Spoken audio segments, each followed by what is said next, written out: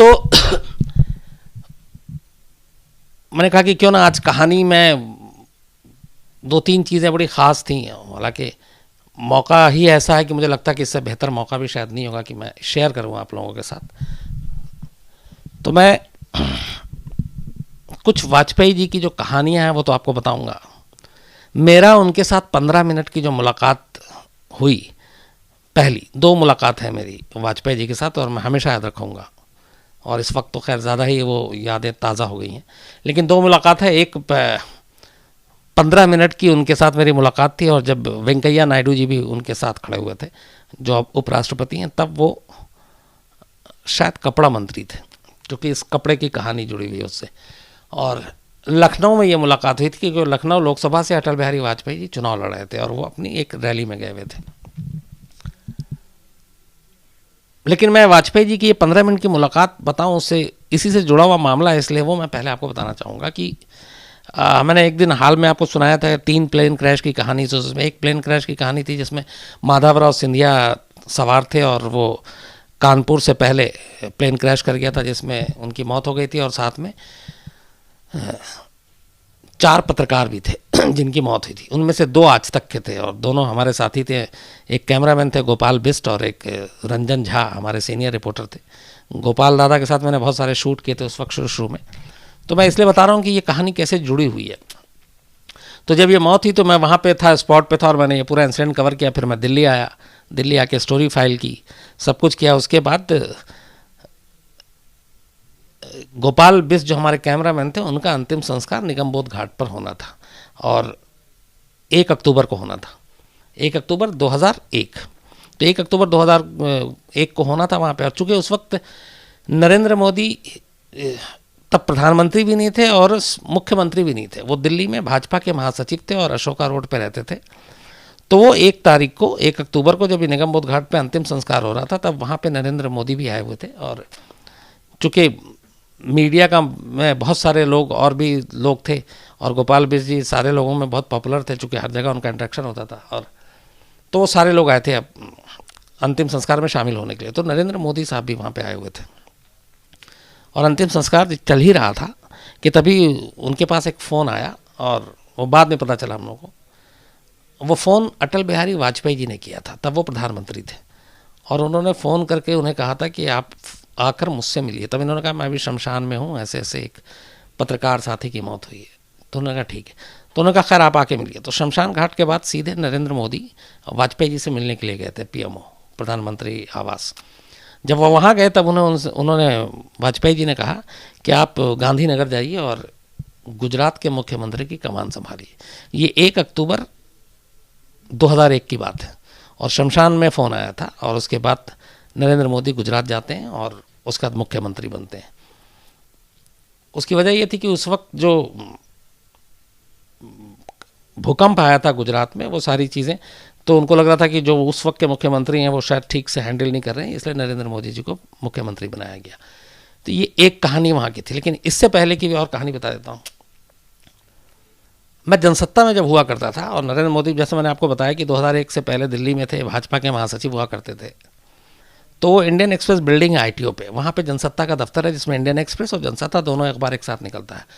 तो मैं वहाँ पे 7 साल मैंने काम किया था, 93 से लेकर 2000 तक एज ए क्राइम रिपोर्टर। और तब मेरे संपादक हुआ करते थे प्रभात जोशी जी, और ब्यूरो चीफ हुआ करते थे राम बहादुर राय साहब, जो अभी इंदिरा गांधी राष्ट्रीय कला केंद्र के हेड बनाए गए। तो 93 से 2000 के बीच में, ये मैं इसलिए बता रहा हूँ कि मुझे अचानक आज ये सारी चीज़ें रिकॉल कर रहा था। जनसत्ता के दफ्तर में महीने में कम से कम 4 या 5 बार शाम को, टाइम भी मुझे याद है, 7 से 8:30 के बीच में नरेंद्र मोदी जी आया करते थे, और वो सीधे राम बहादुर राय जी के कमरे में जाते थे। वो ब्यूरो चीफ थे, उनका कमरा अलग था, और हम लोग एक साथ बैठते थे बाहर। तो कमरे में जाते थे, उसका थोड़ी देर के बाद राय साहब बाहर निकलते थे, और चूँकि राय साहब को जो PA थे वो 7 बजे, वो गाजियाबाद से आते थे, वो 7 बजे निकल जाया करते थे। तो राय साहब हमेशा बाहर निकल के किसी को देखते थे कौन है, तो सबसे पहले जो बाहर निकलते ही लेफ्ट साइड में मेरे ऊपर नज़र पड़ती थी, क्योंकि मेरी सीट वहाँ पे थी। तो बुलाते थे और कहते थे कि शम्स जी ज़रा 2 चाय बोल देंगे। तो हमारे यहाँ कैंटीन ही था बराबर में, तो मैं सीधे जाता था और वो 50 पैसे की चाय मिलती थी हमारे कैंटीन में। तो कई बार मैं चाय बोल के चला आता था, कई बार वहाँ लड़का होता नहीं था तो वो कहता था थोड़ी देर में देंगे। मुझे मालूम है राय साहब हैं, और राय साहब बहुत मतलब हम जैसे हम खुशनसीब हैं हम लोग कि उनके साथ काम करने का मौका मिला 7 साल, प्रभात जोशी जी, राय साहब।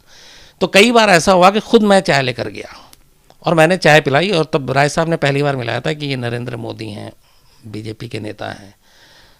तो करीब 3-4 सालों में इतनी बार मैंने चाय पिलाई कि मोदी साहब मुझे बहुत अच्छे तरीके से जानने लगे। और जब भी मैं आता था, कई बार तो ऐसे हुआ कि 50 पैसे की चाय थी तो 1 रुपये में ही दे देता था, लेकिन राय साहब को जब महीने में भी याद आता था आखिर में, तो वो एक साथ पैसे देते थे कि नहीं नहीं नहीं ये चाय आप, और आप भी पी लीजिए। तो चाय का जिक्र इसलिए मैंने किया कि पूरे देश में ये चर्चा है कि नरेंद्र मोदी साहब चाय बेचते थे और चाय बेचने वाला एक प्रधानमंत्री बना है। तो एक इत्तेफाक ये है कि करीब करीब नहीं तो 30-40 बार मैंने अपने हाथ से चाय का कप ले जाकर दिया और मोदी जी को चाय पिलाई है जनसत्ता के ऑफिस में। तो ये चीज़ें वाजपेयी जी की वजह से, क्योंकि शमशान घाट पे फ़ोन आना, फिर मुख्यमंत्री बनना। हालांकि फिर यही नरेंद्र मोदी जी एक बार मुझसे नाराज़ हुए थे जब अक्षरधाम पे अटैक हुआ था। दिल्ली पुलिस ने एक वो जारी किया था कि हमने गुजरात पुलिस को पहले ही बता दिया था कि अक्षरधाम पे अटैक होना, और ये आईबी ने अलर्ट जारी किया था। तो आईबी का वो जो अलर्ट था उसकी कॉपी मुझे एक दिल्ली पुलिस के सोर्स ने दे दी थी, तो वो मैंने आज तक पे स्टोरी चला दी। जब स्टोरी चला दी तो वहाँ पे मोदी साहब नाराज़ हो गए कि हमें कोई ऐसा अलर्ट नहीं मिला था और ये झूठ है। तो जब पेपर फिर दोबारा चला दिया तो फिर वो भड़के थे कि दिल्ली में बैठा हुआ ये रिपोर्टर जो है गलत गलत खबर चला रहा। लेकिन जब पेपर चलाया तो फिर उनको यकीन हुआ। तो एक बार दफ्तर जब वो आए थे वीडियोकॉन टावर मुख्यमंत्री के तौर पर सीधी बात करने के लिए प्रभु चावला साहब के साथ, तो मैं रात को करीब पहुंचे थे 9:30 10:30 के आसपास। तो मैं मेकअप करा रहा था, वारदात की एंकरिंग करनी थी, और वो मेकअप रूम में घुस रहे थे। उदय शंकर तब हमारे बॉस हुआ करते थे, वो लेकर आए। तो अचानक उदय शंकर मिलाते हैं, कहते हैं कि ये शम्स ताहिर खान है हमारे यहाँ जो क्राइम करते हैं। तो मोदी साहब ने बोला था मैं जानता हूँ, और इसी ने वो स्टोरी की थी अक्षरधाम की, और वो गलत थी। फिर मैंने कहा नहीं वो लेटर था, तो खैर वो माने। पर जब वो मान नहीं रहे थे तब मैंने कहा कि आप नाराज़ हो रहे हैं और मैंने आपको बहुत चाय पिलाया, मुझे भूल गया। तो बोले तुमने मुझे कब चाय पिलाई? मैंने कहा वो राय साहब के कमरे में। तो कह रहे तुम वो तो जनसत्ता में थे, तुम यहाँ कैसे? मैंने कहा सर जनसत्ता छोड़ के अब इधर आ गया हूँ। ये 2003 या 4 की बात है। तो खैर तब वो कंधे पे हाथ मारा था कि अच्छा। फिर उन्होंने बताया उदय शंकर को कि हाँ इसने मुझे बहुत चाय पिलाई है। तो ये भी कहानी थी। अब खैर मैं असली बात पे आता हूँ जो आपको बताना चाह रहा था। ये मैं सिर्फ इसलिए बता रहा था कि कैसे वो मुख्यमंत्री बने, और मुख्यमंत्री बनाने वाले कौन थे? वो वाजपेयी जी थे। हालांकि गुजरात दंगे के बाद वो वही वाजपेयी जी भी थे जो जिन्होंने मोदी को कहा था कि राजधर्म निभाना चाहिए, और वो नाराज़ भी थे। और फिर लग रहा था कि उनकी कुर्सी भी जाएगी, लेकिन फिर गोवा अधिवेशन में बचाव भी किया। लेकिन ये है कि नरेंद्र मोदी अगर मुख्यमंत्री बने और फिर आज प्रधानमंत्री बने तो इसके पीछे कहीं ना कहीं वो अटल बिहारी वाजपेयी थे। अटल बिहारी वाजपेयी जी को जब मैं सुनता था, उनके भाषण उस वक्त रेडियो पे भी आता था, टीवी पे भी आता था, तो मुझे लगता था पहली चीज़ ये कि यार इतना अच्छा बोलते कैसे हैं, इनके पास ये शब्द कहाँ से आते हैं। फिर मैं सोचता था कि ये पहले लिखते हैं फिर बोलते हैं। पर बहुत सारे ऐसे भाषण होते थे जिसमें बीच बीच में वो कहीं और कुछ बोल जाते, तो मुझे लगा कि तब मैंने पकड़ना शुरू किया। तब मैं इतना बेहतर मुझे मतलब लिखना मैं सीख ही रहा था। मुझे लगा नहीं ये बोलते अच्छा है।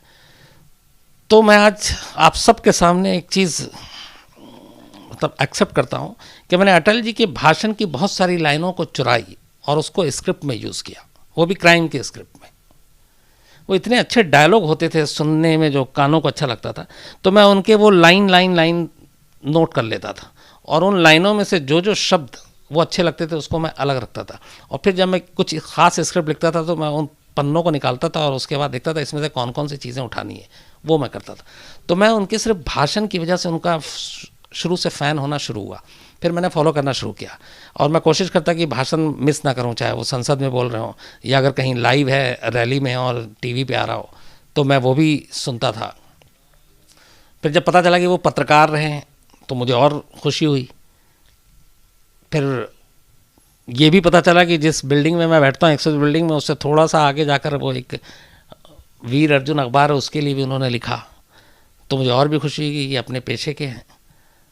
फिर बाद में पता चला कवि भी हैं। ये सारी चीज़ें धीरे धीरे मुझे समझ में आई। तो लेकिन मैं उनके बोलने का, उनके भाषण का बड़ा फ़ैन था और उसका मैंने स्क्रिप्ट में पूरा फ़ायदा उठाया और मैंने बहुत कॉपी की। तो उसके बाद से ये था कि वाजपेयी जी से कभी मिलना है, मतलब बहुत कम है था कि मुझे नेताओं से मिलने का शौक़ है, क्योंकि मेरा बिल्कुल अलग फील्ड है, पॉलिटिक्स अलग है, लेकिन उनसे मिलने की तमन्ना थी। बट ये था कि वो पॉलिटिशियन, मैं क्राइम रिपोर्टर, आमना सामना होना नहीं था। ऐसी बीट पे मुझे कभी भेजेंगे नहीं बॉसेस कि तुम क्या करोगे वहाँ। इत्तेफाक से 2004 का चुनाव आता, मैं आज तक में था, तो मैंने बहुत से कहा कि मैं थोड़ा सा क्राइम के साथ साथ कुछ और करना चाहता। तो उन्होंने कहा क्या करोगे, पॉलिटिक्स सब बेकार की चीज़ है। तो फिर मैंने ऐसी आइडिया दिया, मैंने कहा यूपी में ना इलेक्शन के टाइम में क्राइम कैसा होता है, क्या ग्राफ गिरता है, बढ़ता है, वोटों की खरीद फरोख्त होती है, हथियार का इस्तेमाल होता है, इस पर शो बनाना चाहता हूँ। घुमा फिरा के मैंने किया तो वो आइडिया पसंद है कि उन्होंने कहा ठीक है, तो इलेक्शन का क्राइम से रिलेट करके मैंने बेचा और स्टोरी बिक गई। तो मैंने कहा कि मैं इसको करूँगा। तो उन्होंने कहा ठीक है जाओ। तो मैं लखनऊ पहुंचा तो मुझे अपना ये डॉक्यूमेंट्री बनानी थी, मतलब स्पेशल हाफ एन आवर, और उसी के लिए मैं निकला था बोलकर। लेकिन जैसे ही एयरपोर्ट से मैं बाहर निकल रहा था तब दफ्तर से फ़ोन आया कि अटल बिहारी वाजपेयी जी की लखनऊ में पहली चुनावी रैली, और वो लखनऊ से चुनाव लड़े थे लोकसभा की सीट से। तो हमारा जो रिपोर्टर है वो कुछ एक बनारस में कुछ हो गया था, तो हमने उसको वहाँ भेज दिया। और तब मुझे याद है वो गोविंद पंत राजू हुआ करते थे हमारे ब्यूरो चीफ लखनऊ के, तो वो लखनऊ में नहीं थे, उनको कहा गया कि बनारस भेज दिया गया, तो लखनऊ में कोई रिपोर्टर नहीं है, तो तुम एक काम करो, तुम ये रैली कवर कर लो और रैली कवर करके एक रिपोर्ट बना के भेज देना। मैंने कहा ठीक है। मैं और मेरे कैमरामैन विनोद शिकारपुरी, हम दोनों सीधे रैली में पहुंचते हैं। उसके बाद मीडिया के लिए हर रैली में एक अलग से होता है, थोड़ा सा पास स्टेज के, मंच के। तो मैं वहाँ पे गया और पहली बार मैंने करीब से अटल बिहारी वाजपेयी जी को देखा। वही उनका स्टाइल, जो धोती और वो उसमें, और उसी तरीके से बोल रहे हैं। और लगातार पहले वेंकैया नायडू जी बोले, फिर एक दो बीजेपी के वहाँ के लोकल लीडर थे वो बोला, फिर वाजपेयी जी ने भाषण दिया।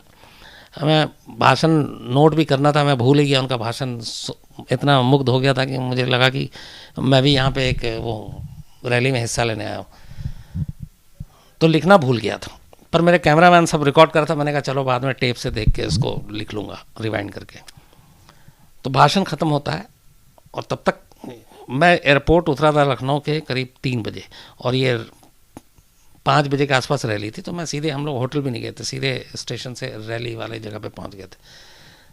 भाषण ख़त्म होते होते करीब 7 बज जाता है। 7 बजने के बाद रैली ख़त्म होती है। उसके बाद वाजपेयी जी को एक और रैली में जाना था, वो करीब, वो भी 7 बजे था, लेकिन अब वो यहीं डिले हो गया तो वो आगे भी डिले हो।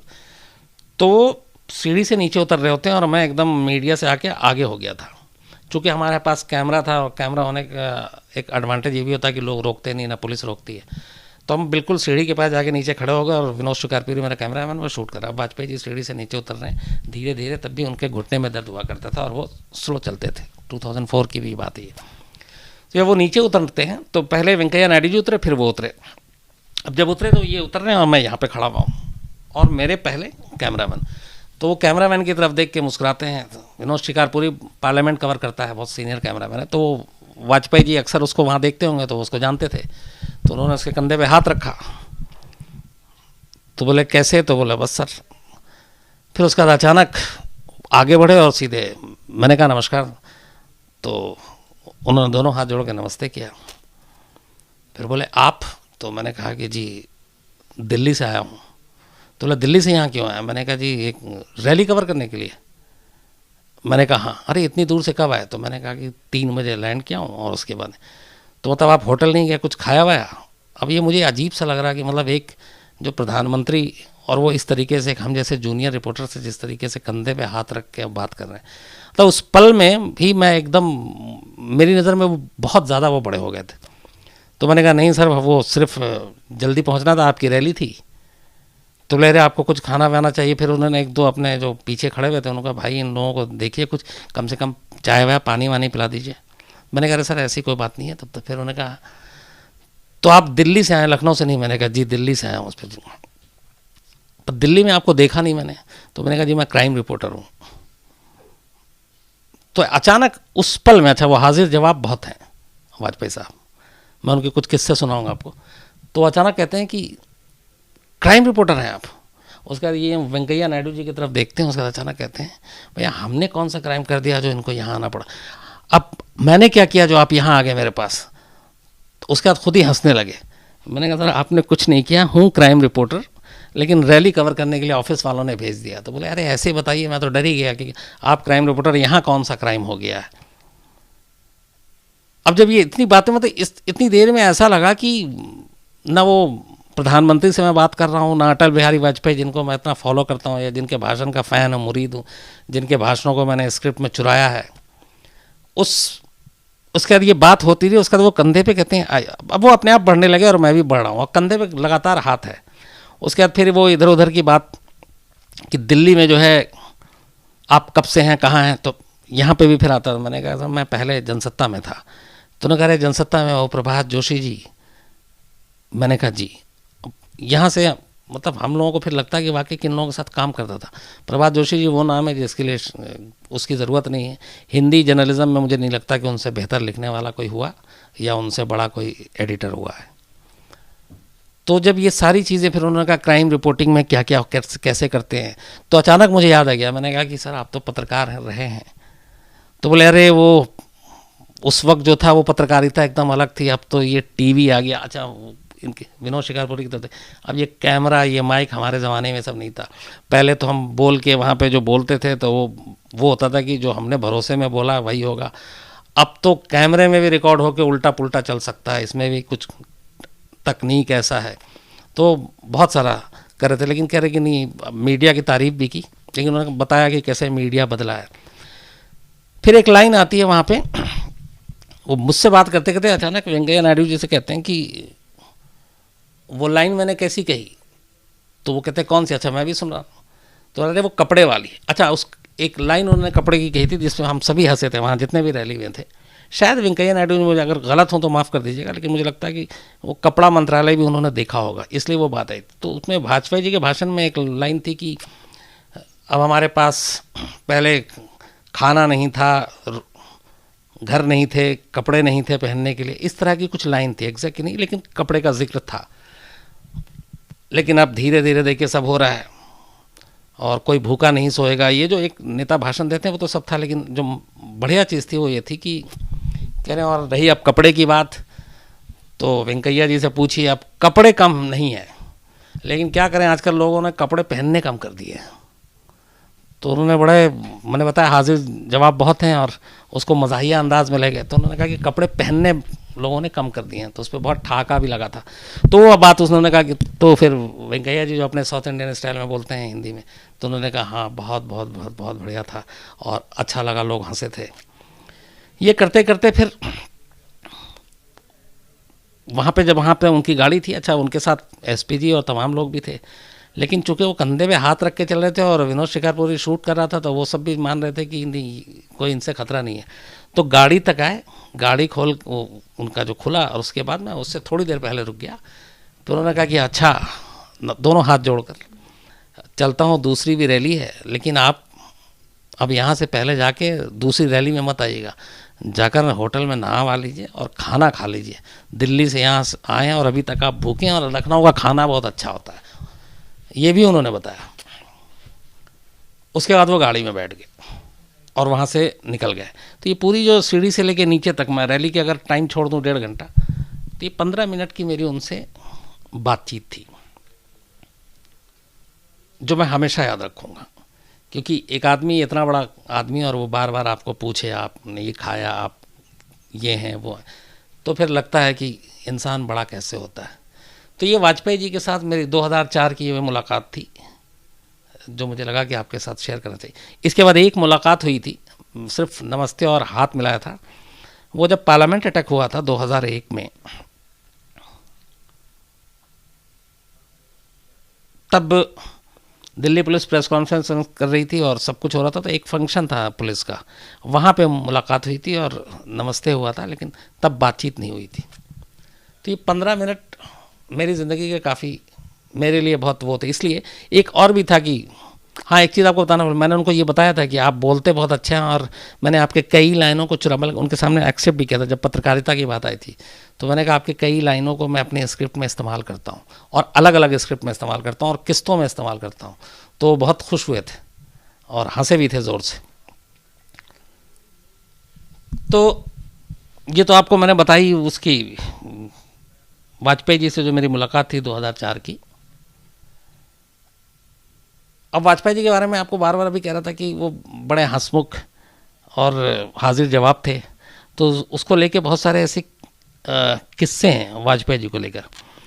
इससे एक ये है कि जब इंदिरा गांधी प्रधानमंत्री थे तब वाजपेयी जी उत्तर प्रदेश में दलितों पर अत्याचार का कोई मामला उठा था 80 में, उसके खिलाफ पदयात्रा पर निकल गए थे और यूपी में पदयात्रा कर रहे थे।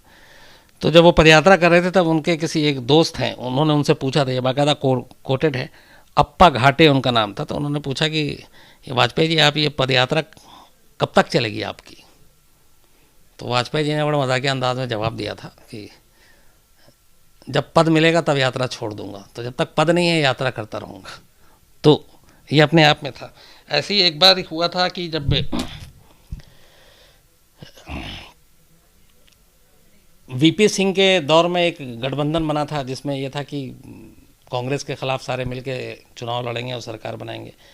तो उसमें हालांकि वीपी सिंह पहले वो नहीं चाहते थे कि गठबंधन में बीजेपी के साथ आए, लेकिन फिर कुछ समझाने के बाद समझौता हुआ और दोनों एक साथ आए थे। तो किसी एक जर्नलिस्ट ने पूछ लिया था, जिसमें एक वीपी सिंह और वाजपेयी जी थे, तो वाजपेयी जी से किसी ने पूछा था कि ये बताइए कि अगर बहुमत आपकी सीटें ज़्यादा आ गई तो प्रधानमंत्री कौन बनेगा? तो वाजपेयी जी ने इस पर जवाब दिया था कि इस बाराती का दूल्हा जो है वो वीपी सिंह है, मैं नहीं हूँ। तो ये उनका किस्सा था। इसी तरीके से एक बार वाजपेयी जी जब विदेश मंत्री थे तब चीन और पाकिस्तान का दौरा एक साथ किया था उन्होंने। वो तो उसके बाद वहाँ से वो लौट कर जब दिल्ली आए तो दिल्ली में प्रेस कॉन्फ्रेंस चल रही थी, और दिल्ली में जब प्रेस कॉन्फ्रेंस में थे तो तमाम लोग चीन, कश्मीर इस पे सवाल कर रहे थे। तभी अचानक एक रिपोर्टर ने बहुत ज़ोर से सवाल पूछा कि वाजपेयी जी ये मिसेस कॉल का क्या मसला है? अब आपको बताऊं कि वाजपेयी जी की ज़िंदगी में एक उनकी दोस्त रहीं 40 साल तक, मिसेस कॉल, जिनको राजकुमारी भी कहा जाता था, और कहा जाता था कि ये दोनों में बहुत अच्छे रिश्ते थे और शायद दोनों एक दूसरे से प्रेम करते थे, पर कभी उसको मंजिल नहीं मिली, कई वजह थी। लेकिन किसी ने भी, वाजपेयी जी के दुश्मनों ने भी, उनके विरोधियों ने भी कभी इस रिश्ते को लेकर उन पर उंगली नहीं उठाई और वाजपेयी जी ने इन चीज़ों को छुपाया भी नहीं। तो प्रेस कॉन्फ्रेंस कर रहे हैं वो, चीन और कश्मीर से, पाकिस्तान से लौट के आ रहे हैं और कश्मीर पे बात हो रही है और चीन पे बात हो रही है। उससे पहले के कुछ सवाल थे कि चीन का वो कश्मीर का मसला हल होगा, क्या होगा। तभी एक रिपोर्टर का सवाल आता है पीछे से कि वाजपेयी जी ये मिसेस कॉल का क्या मसला है? तो एकदम अचानक प्रेस कॉन्फ्रेंस में सन्नाटा छा जाता है। हर एक को लगता है कि ये क्या बात हो रही है यहाँ, चीन की, पाकिस्तान की, कश्मीर की, ये कहाँ से ये ले आया? तो वाजपेयी जी भी थोड़ी देर चुप, उसके बाद उस रिपोर्टर की तरफ देखते हैं, मुस्कुराते हैं और एक लाइन में जवाब देते हैं। सवाल ये था कि मिसेस कॉल का क्या मसला है? वाजपेयी जी जवाब देते हैं, कश्मीर जैसा मसला है। बस उसका पूरा हॉल जो है वो ठाके में गूंज जाता है और अगले सवाल की तरफ लोग चले जाते हैं। तो ये उनकी हाजिर जवाबी थी और ये भी था कि कैसे वो चुप करा देते हैं। ऐसी ही एक प्रेस कॉन्फ्रेंस में, चूँकि मिसेस कॉल का जिक्र छिड़ा तो आपको बताऊँ, एक प्रेस कॉन्फ्रेंस में एक महिला पत्रकार ने भी ऐसे ही दूसरे मुद्दे पे बात होते होते थे अचानक उसने बोला कि आपने शादी क्यों नहीं की वाजपेयी जी से? तो आपने शादी क्यों नहीं की? तो वाजपेयी जी ने पहले एक दो बार उस सवाल को टाला, कुछ और जवाब दे रहे थे। तो फिर उन्होंने कहा कि कोई आदर्श पत्नी नहीं मिली। ये उसी की तरफ से था कि आपने शादी क्यों नहीं की, क्या आपको कोई आदर्श पत्नी नहीं मिली? तो उन्होंने कहा नहीं, मिली थी।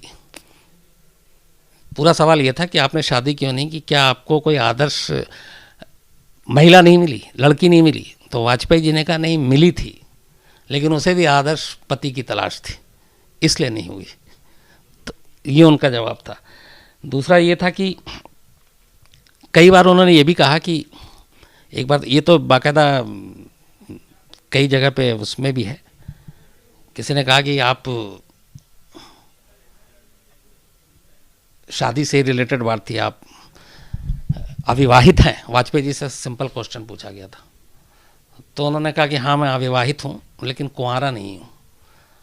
अब इस पे लेके बड़ा सवाल उठा था, लेकिन उनका जवाब देने का स्टाइल यही था, तो उन्होंने कहा कि नहीं मैं अविवाहित हूँ लेकिन कुंवारा नहीं हूँ।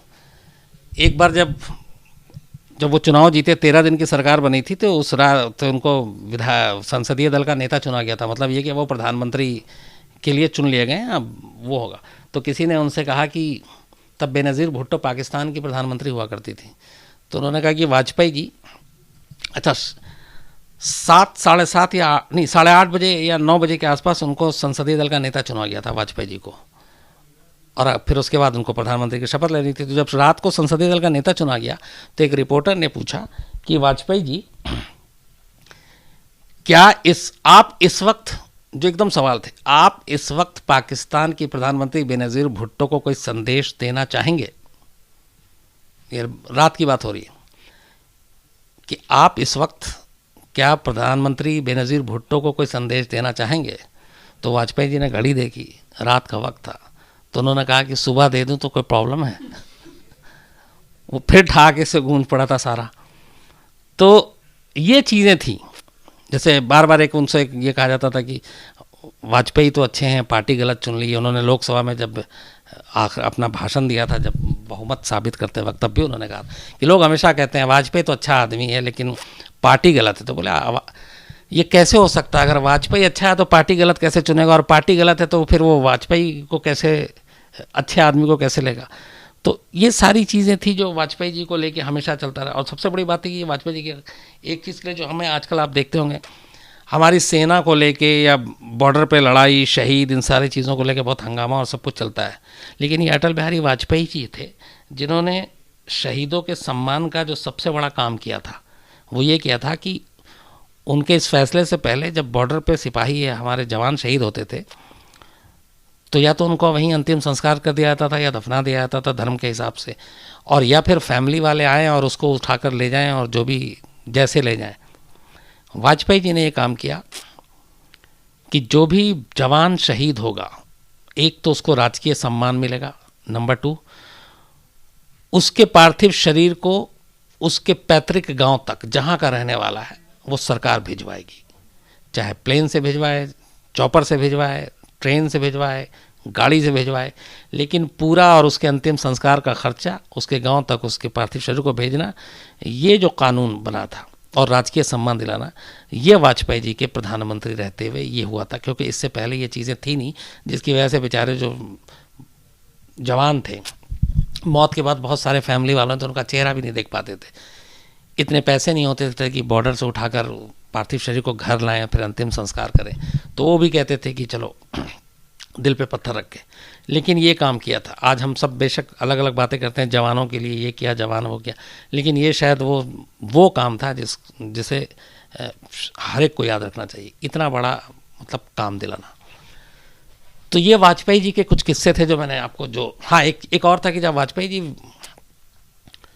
विदेश मंत्री बने पहली बार, तो नॉर्थ ब्लॉक में आपने देखा होगा सारे सरकारी दफ्तर हैं, यहाँ फॉरेन मिनिस्टर, फाइनेंस मिनिस्टर, ये सारे वहाँ बैठते हैं। तो वाजपेयी जी जब विदेश मंत्री बने तो पहली बार अपने दफ्तर में जा रहे थे, और जब वो दफ्तर के अंदर जा रहे थे तो अचानक रुक गए।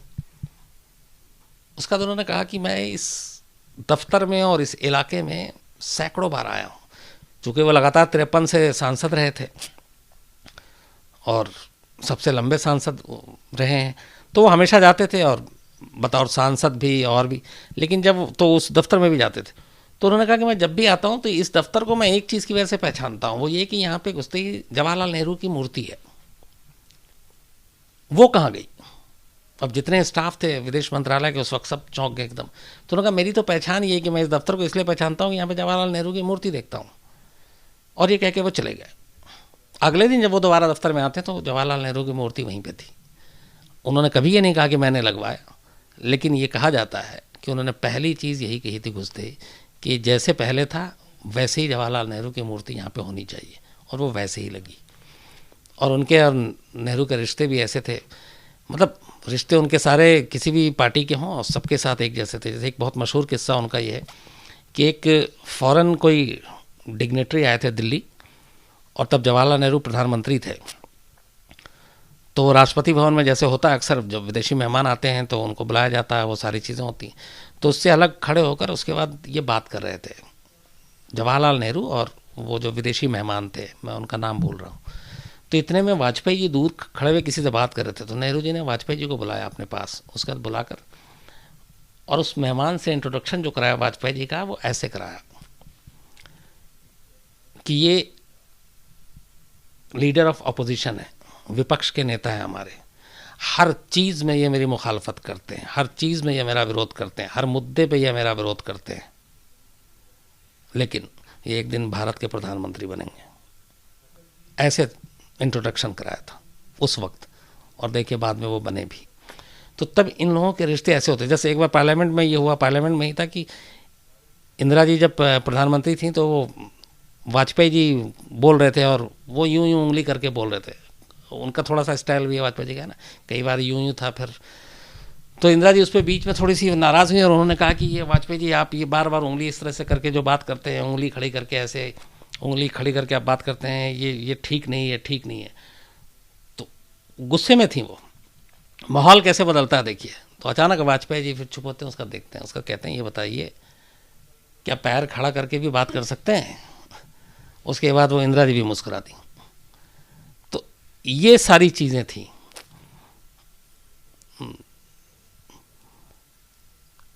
एक बार ऐसी कुछ पार्लियामेंट में ही फिर इंदिरा जी के साथ उनकी नोकझोंक हुई थी, तो उन्होंने कहा मुझे आपकी ये बात करने की शैली जो है वो पसंद नहीं, इंदिरा जी ने कहा। तो वाजपेयी जी ने पलट के कहा था पर आपके पिताजी को यही सबसे ज़्यादा पसंद आता था मुझ में। तो फिर मामला जो है वो नॉर्मल हो गया। तो इस तरह की बहुत सारी चीज़ें थी। लेकिन मैंने आपको बताया कि मेरी ज़िंदगी में बहुत खुशनसीब हूँ कि 15 मिनट जो मुझे उनके साथ बिताए थे और जो बातें हुई थी वो जो है मुझे और भी ज़्यादा करीब लगे। इसलिए पिछले 2 दिनों से जब से, हालांकि देखिए लगभग हम सभी को पता था कि उनकी हालत ख़राब है, 11 जून से एम्स में थे। कई बार ऐसी खबर आई कि बस अब कभी भी खबर आ सकती है। तो ये चीज़ें थी कि कभी ना कभी ऐसी खबर आएगी। तो बहुत सारे मतलब ज़हनी तौर पे तैयार भी थे, इस तरह की खबरें सामने आएंगी। लेकिन जब सच में खबर आई तो फिर जिस तरीके से हर एक पूरे देश में सभी को दुख अफसोस है वैसे ही, क्योंकि ऐसे लोगों का जाना जो आजकल ख़ास तौर पे जो माहौल चल रहा है, जहाँ पे आप किसी भी पार्टी का कोई भी हो, हर पार्टी के साथ आपके मतभेद तो हो सकते हैं लेकिन विरोधी नहीं आप, मतलब नफ़रत और लड़ाई झगड़े की बात नहीं। आपकी आइडियोलॉजी अलग हो सकती है, आपकी सोच अलग हो सकती है, लेकिन और आप विपक्ष के हो सकते हैं, आप सत्ता के हो सकते हैं, लेकिन वो जो तकरार और वो है ना, वो वहीं तक होनी चाहिए। मतलब मतभेद कहते होना चाहिए, मनभेद नहीं होना चाहिए। तो वाजपेयी जी उनमें से थे जिनको सारे विपक्षी भी जो थे उनके दोस्त थे, उनके चाहने वाले थे, उनके मानने वाले थे। और यही वजह है कि आज तक एक भी शख्स ने, मुझे नहीं लगता कि कभी मैंने सुना हो कि वाजपेयी जी की बुराई की हो। तो बल्कि इवन आडवाणी जी के बारे में यह है कि एक अभी जब मैं आ रहा था तब मुझे एक कोई किस्सा सुना रहा था कि जब वाजपेयी जी संघ से बीजेपी बना और उसमें आए और अध्यक्ष बने, तो उसके बाद लाल कृष्ण 53 में उन्होंने ज्वाइन किया था और 56 की बात है, 3 साल के बाद ही आडवाणी जी को लाया गया और आडवाणी जी को ये कह के भेजा गया था कि आप जाइए और अटल जी का आप ख्याल रखिएगा पार्टी में। तो आडवाणी जी ने बड़ी ईमानदारी से ये बात एक्सेप्ट की। वो आए, उसके बाद अटल जी के साथ 2-3 दिन रहे और उन्होंने बस उन 2-3 दिनों में अटल जी को सिर्फ बोलते हुए सुन लिया। जब बोलते हुए सुना और उनकी हिंदी सुनी तो आडवाणी जी ने ये कहा कि मैं तो आया अब इस राजनीति में कि मैं कुछ करूँगा, लेकिन मगर ऐसे आदमी के साथ जो इतनी अच्छी बोलता है, इतना अच्छा सोचता है, इतना अच्छा भाषण देता है, इसके साथ तो मेरा करियर ही नहीं, कुछ नहीं है, मैं तो हाशिए पे ही रह जाऊंगा। उन्होंने कहा कि मुझे पहली बार इनसिक्योरिटी फील हुई थी जब वो उनके साथ गए थे कि इनके रहते हुए मैं कुछ नहीं कर पाऊंगा। असुरक्षा, यहाँ उनके शब्द थे आडवाणी जी के, कि मुझे असुरक्षा की भावना पैदा हो गई थी मेरे अंदर, और ये उन्होंने माना। लेकिन खैर फिर उसके बाद 65 साल दोनों की दोस्ती रही, 65 साल तक दोनों साथ रहे, कई बार आया कि रिश्तों में कड़वाहट है ये वो, लेकिन इनकी 65 साल तक की दोस्ती रही। और आडवाणी जी ने कल वाजपेयी जी की जब खबर आई मरने की, उसके बाद ये कहा भी कि 65 साल की हमारी दोस्ती जो है वो ख़त्म हुई आज। तो ऐसे बहुत सारी कहानियाँ थी, मुझे लगा कि आज आपसे यही शेयर करना चाहिए। और बाकी की कहानियाँ तो मैं आपको सुनाता रहूँगा।